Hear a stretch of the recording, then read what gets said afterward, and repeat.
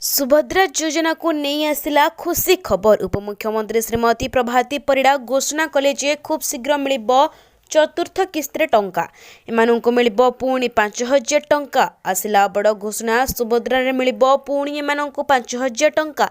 चलंतु जानिबा काहाकु मिलिबो केते, काहाकु मिलिबो 5000 और काहाकु मिलिबो 10000 एवं काहाकु मिलिबो 15000 टंका।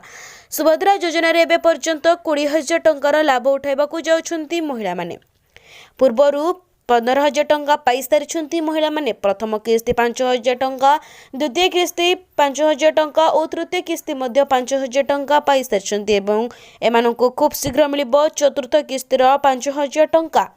सुभद्रा योजना नहीं आसला 5000 टंका। प्रभाती परिड़ा नहीं आसले सुभद्रा योजनार नुआ नियम। जो माने भूल करिवे सेमानकर नाम काटी दिया जिवो। आ मिलिबनी सुभद्रा योजना टंका। जो महिला माने प्रथमरु पाइछन्ती 5000 टंका, द्वितीय और तृतीय किस्तीर टंका पाई नाहंती, नाम सेमानकर कटि जाइछि। जदि आपण अभियोग करंती तेहाले एकासह मिलिबो द्वितीय किस्ती टंका, द्वितीय किस्ती 5000 टंका और तृतीय किस्ती 5000 टंका एवं चतुर्थ किस्ती 5000 टंका मिलिबो। ठीक से भली जो महिला माने प्रथम किस्तीर टंका एवं द्वितीय किस्तीर टंका पाई सारी एवं तृतीय और चतुर्थ किस्तीर टंका पाई नाहंती, तेबे सेमाने अभियोग कले सेमानंकु तृतीय किस्तीर टंका और चतुर्थ किस्तीर टंका मध्य मिलिबो। ठीक से भली मध्य जो महिला माने प्रथम किस्ती, द्वितीय किस्ती और तृतीय किस्तीर टंका पाई सारी सेमाने चतुर्थ किस्ती मध्य मार्च 8 तारिख रे मिलिबो।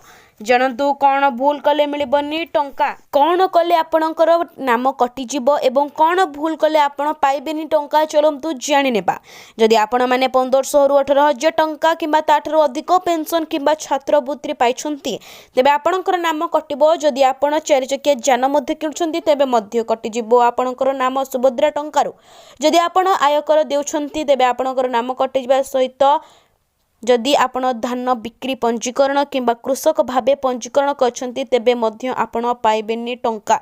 श्रीमती उपमुख्यमंत्री प्रभाती परिड़ा कले बड़ घोषणा। आसंता महिला दिवस मार्च 8 तारिख रे मिलिबो 5000 टंका एवं बैंक खाता को मध्य सुभद्रा योजनार एपर्यंत 3टी किस्ती मिल सारी। प्रथम किस्ती 5000, द्वितीय किस्ती 5000 और तृतीय किस्ती 5000 मिल सारी।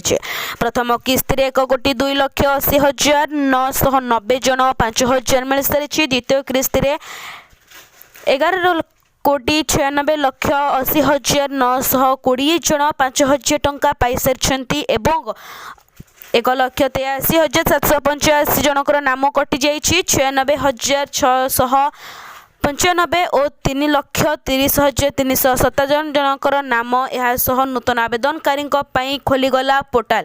एबे पुणी स्टार्ट हैला न्यू अप्लाई। जानतु केउ माने अप्लाई कर परिबे सेमानंक मध्य रही केते कोन बयस। जो महिला माने बयस 21 रु 60 बयस मध्य रही 1 एप्रिल 2025 सुधा सेमाने अप्लाई कर परिबे एवं जदि सेमाने कोनोसी कॉलेज छात्रवृत्ति मध्य पाई पारु नाहंती।